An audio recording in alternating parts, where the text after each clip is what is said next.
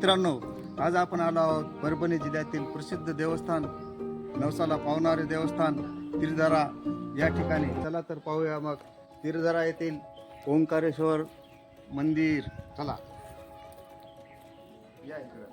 हे पहा समोर ही एक मोठी घंटा या ठिकाणी आहे.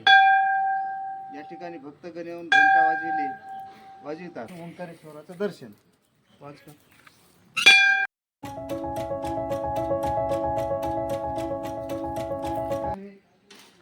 सर्व बांधकाम हे संगमरवरी दगडापासून केलेलं आहे. हा खांब पहा, या ठिकाणी असे 12 खांबाचा हा मंडप आहे. यानंतर घेऊया आपण दर्शन. या ठिकाणी ओंकारेश्वर महाराजाची संगमरवरी मूर्ती आहे.